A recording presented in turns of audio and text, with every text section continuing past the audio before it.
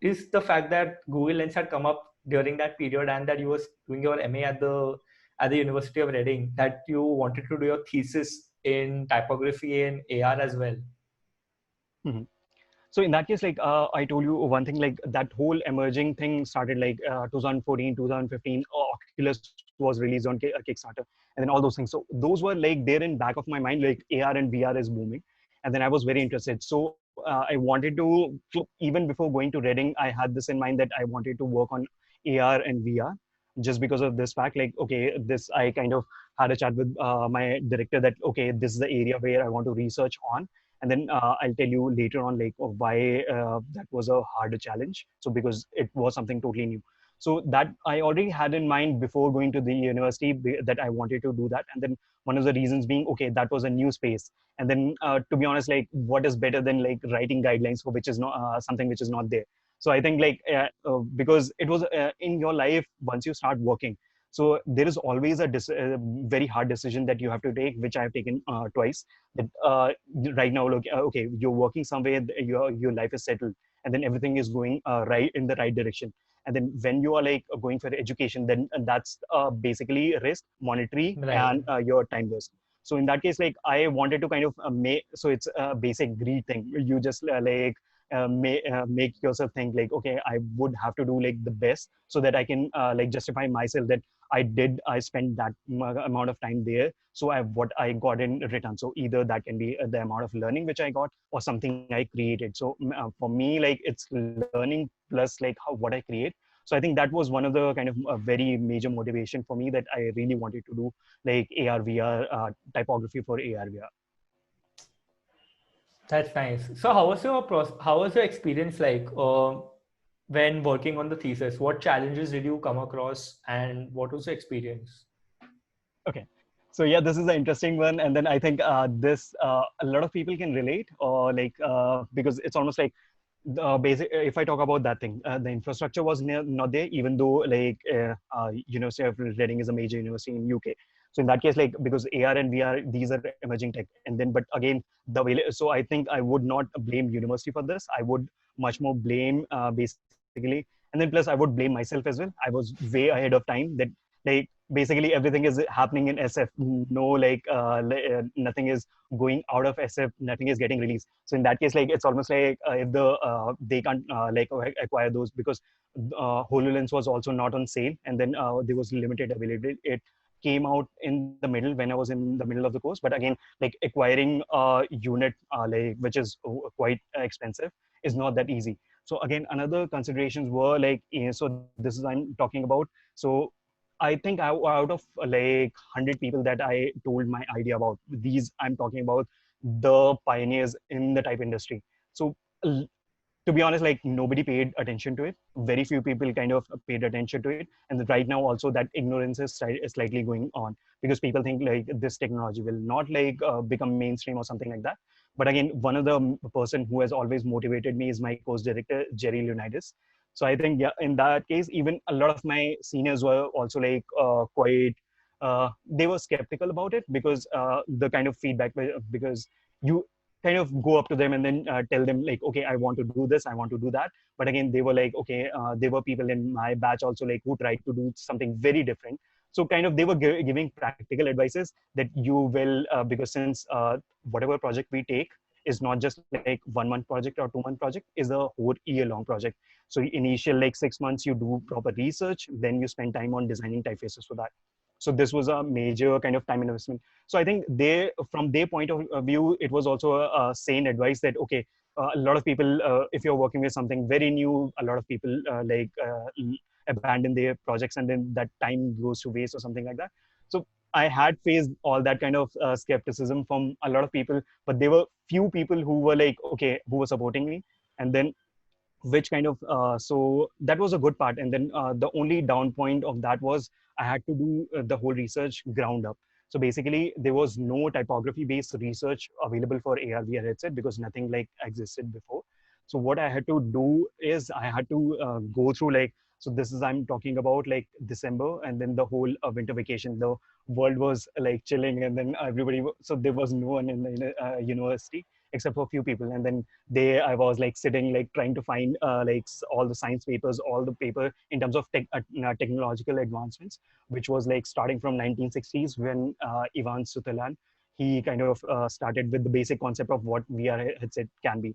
So the whole kind of base of the research started with like science-based research, industrial research, then kind of picking up the historical typography-based research, and then clubbing them together to create a base. At least like this is how the idea comes up. So that was a huge task. But again, that turned out to be really well because I was able to kind of justify each and every point why that why this thing was happening, because this was taken from here, why where this kind of gets justified from typography point of view, that like okay, there's a basic so I'll tell you a basic example in this case. So one of the kind of feature which is there in the typefaces which I'm designing is quite inspired from your Bell Centennial, which has like ink traps. So I think you must be like a Figma user, and these days if you open Figma, you see like those there is a typeface called White which is being used, which has those kind of very ugly looking. Some people it's ugly looking, for some people it's funky, whatever word you use, but there are like these engraving inside the letters. So those are like right now they have become like kind of visual factor, but those were something which were functional. So those were designed to kind of trap extra ink.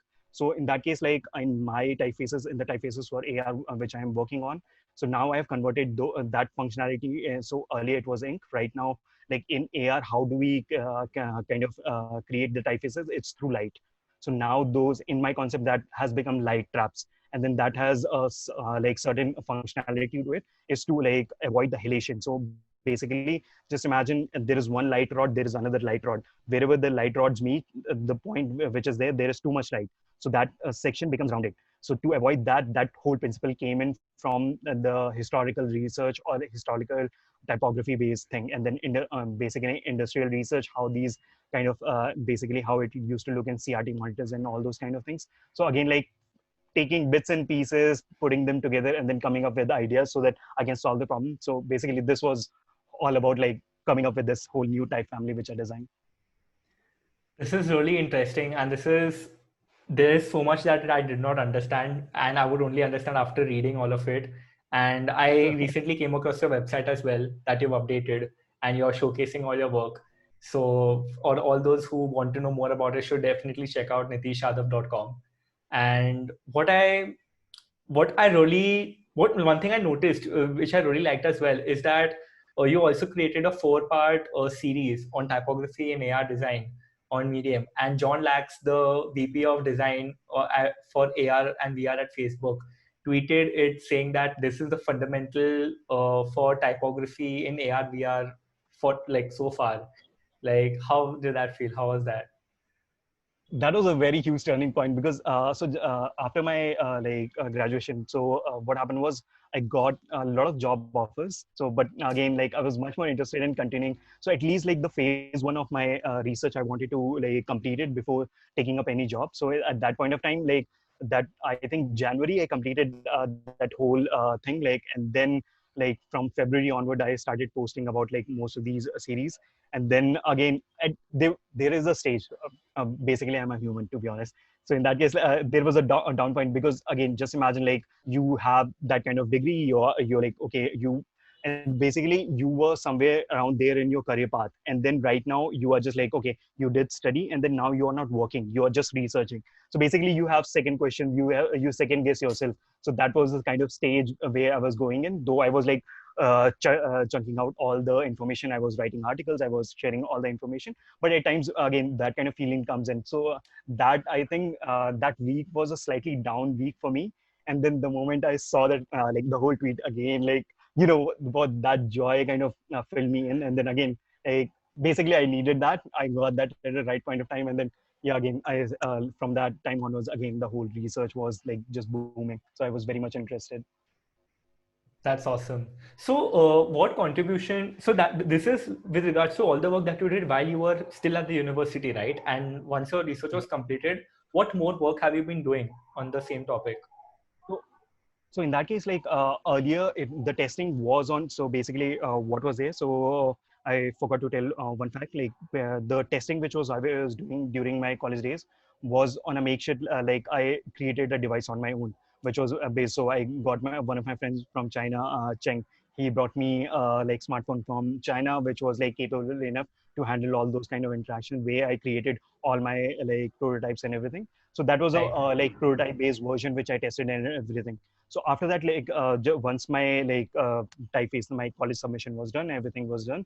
So I started collaborating with this one studio called Realities in London. So there I used to go because they provided me with the hardware so that I can check, okay, is the typeface really working or is just like fluff building in my mind that, okay, I'm just like, okay, I've designed something. And then, but again, in that case, like it's the whole typeface is not just like some basic design changes, it's a functional typeface. And then that is one of the major reason I've not released it so far, because I want to satisfy myself like across different platforms so that it works. It doesn't work on just single type of headset, but it works across different type of headset. So my phase one was much more theoretical and prototyping and testing. The second phase is much more like testing the minute details and then how they perform on different headsets. So now it's like much more very kind of minute. And so this is, I would say, the basic initial part was theoretical research with practical application. Now whatever is happening is much more like functional based testing round is happening. So yeah, which is slightly like right now also like I do that like overtime whenever I'm getting time, basically on weekends. Right. You started with the foundation and then you moved to the practical aspect of it, and then now you're scaling it up. So yeah, like really super excited for this. Like because I was looking for the research paper. I was assuming that since you've done your research, maybe it's been published anywhere, but I couldn't find it anywhere. I could only find your Medium articles.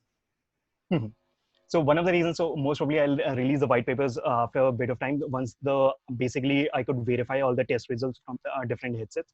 So again, because this is one of, I think this is something which I'm not doing just academic research. I have to sell that typeface as well at a later stage. So basically, in that case, what I'm trying to do is whatever my claims are, I want to justify all those claims. I want to test all those claims, and then later once I release the typeface, before that, I think 1 month before I'll release the white papers and everything, and then so that, because in terms like that will become a marketing material for me as well.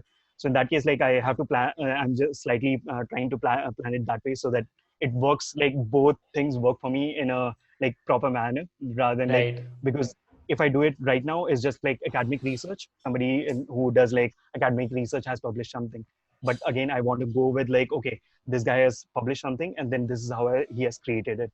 So I think in that case, whoever wants to come in. So one of the reasons, so I always believe in like giving out the information what I'm researching on, so that like, okay, if somebody is interested in typefaces for AR, then they have all the kind of basic ingredients to start with. And then once I release the papers, then they can totally refine it, because it's not one day project.